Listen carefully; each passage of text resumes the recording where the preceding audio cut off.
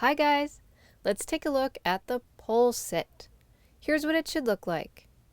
Your points of contact will be between the thighs and the torso. Pole sits are a foundation move and are often used when entering into other pole work.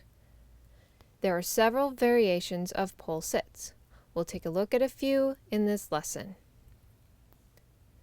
Be sure your pole and body are warm for the best grip. Begin by standing and facing the pole.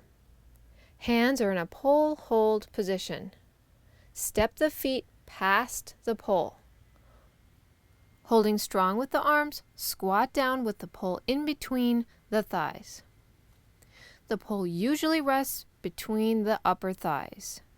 Play around with placement if needed. Lift one leg and cross it over the opposite leg.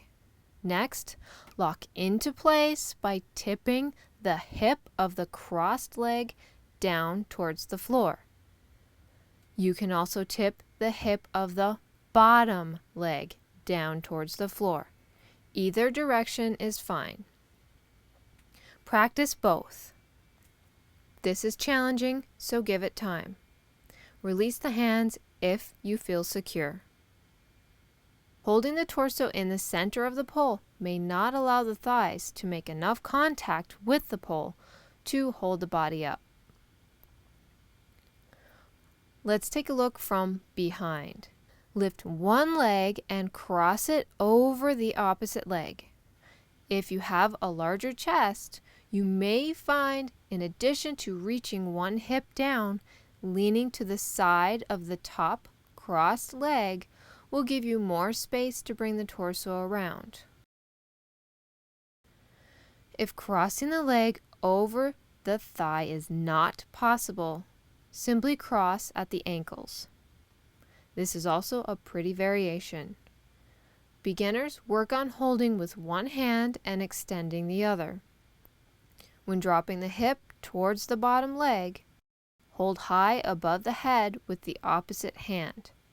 Extend the free hand. Switch hands, now holding near the chest, extending the opposite hand. The hips stay the same. If this feels secure, try releasing both hands.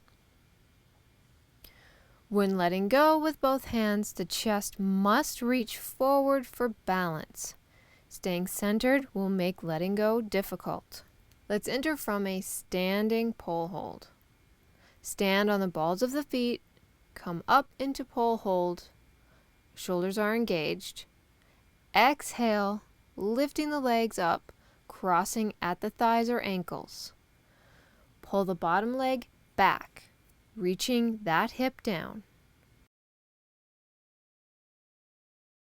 Practice releasing the hands, first one, then the other.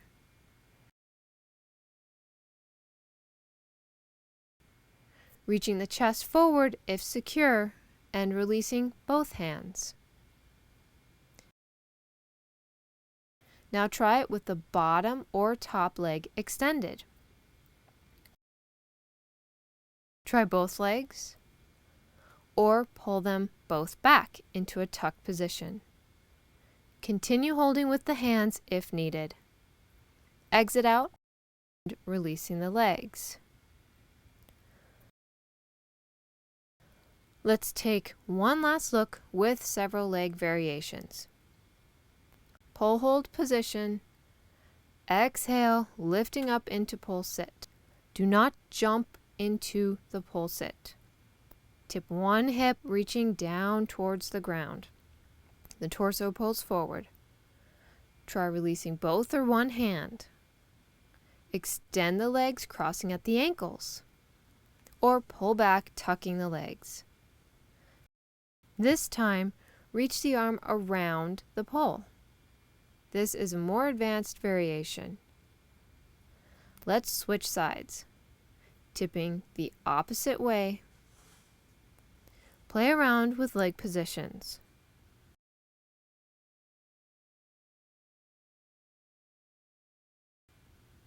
Reach in front of the pole.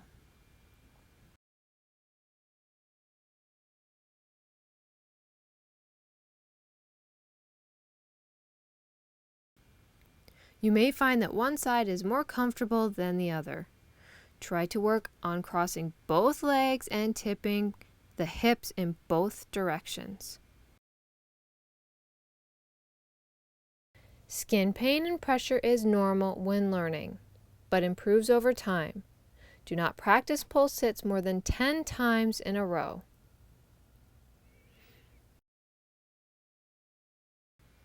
You can also exit out by slightly releasing the leg grip and sliding to the floor. This is more advanced. Play around with these and have fun.